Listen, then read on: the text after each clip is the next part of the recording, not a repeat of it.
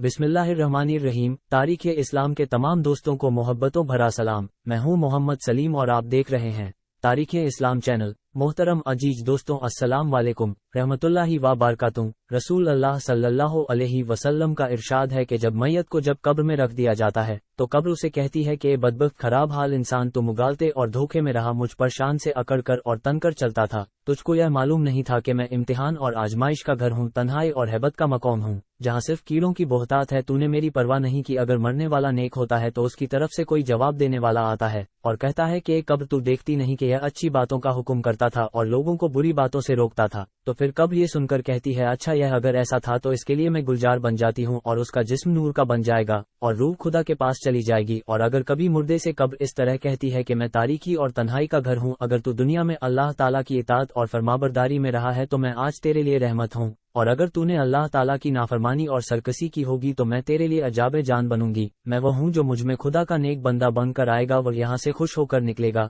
और जो गुनाहगार और नाफरमान होगा वह तबाह और बर्बाद हो जाएगा। और बाज दफा कब्र कहती है कि बदबख्त, क्या तुझे किसी ने मुझसे डराया नहीं था और तुझे ये खौफ दिलाया नहीं था कि मैं तंग और तारीक और बदबूदार खौफनाक कीड़ों का मरकज हूँ, और तूने दुनिया में रहकर मेरे लिए क्या सामान मुहैया कराया है। और जब कोई शख्स कब्र में दफन किया जाता है और उस पर आजाब और तकलीफ का नोजुल होता है तो उसके आसपास के मुर्दे जो मदफून होते हैं वह उसे कहते हैं कि शेख, तू किस कदर गाफिल रहा कि हमारे बाद भी तुझे दुनिया में रहने का मौका मिला और तू हमसे बाद में आया है, फिर भी तूने अपने से पहले आने वालों से इबरत हासिल नहीं की और तूने ना समझा कि मरने वाले तो मर चुके और उनके आमाल भी पूरे हो चुके, चाहे अच्छे आमाल थे या बुरे, मगर तेरे लिए तो बेहतरीन मौके थे कि तू दारुल आमाल यानी दुनिया में था और बुरे आफाल का तदारुक नेक कामों से कर लेता। तुझे तो काफी मोहलत मिली हुई थी, तू उन लोगों पर गौर करता जो कि तुझसे पहले लोगों के कंधों पर लद कर मिट्टी में मिला दिए गए। तुझे किसने धोखा दिया और तू किस मुगालते और फरेब में पड़ा रहा। हदीस शरीफ में लिखा है कि हुजूर सल्लल्लाहु अलैहि वसल्लम ने इरशाद फरमाया कि कब्र जहन्नम की खंदकों में से एक खंदक है या जन्नत के बागों में से एक बाग है, और जब कोई शख्स मर जाता है तो उसको उसका ठिकाना सुबह और शाम दिखाया जाता है।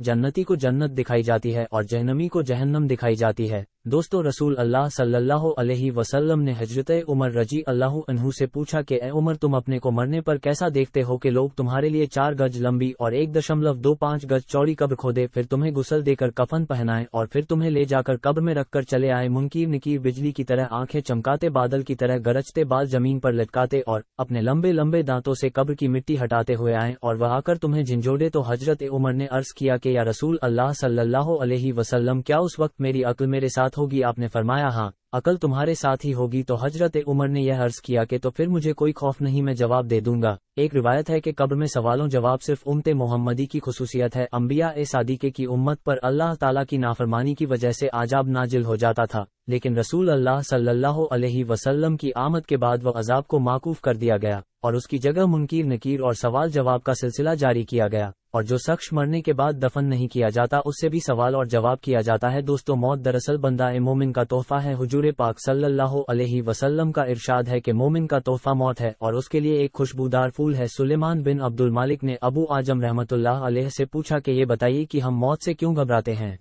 उन्होंने फरमाया, इसलिए घबराते हो कि तुमने आखिरत को बर्बाद कर दिया और दुनिया को आबाद किया, लिहाजा आबादी से वीराने में जाना पसंद नहीं करते। अल्लाह ताला हमें नेक अमल करने की तौफीक अता फरमाए, आमीन या रब्बुल आलमीन। मोहतरम आजीज दोस्तों, अगर यह वीडियो पसंद आई हो तो वीडियो को लाइक करके चैनल को सब्सक्राइब करें। मिलते हैं नेक्स्ट वीडियो में, तब तक के लिए खुदा हाफिज।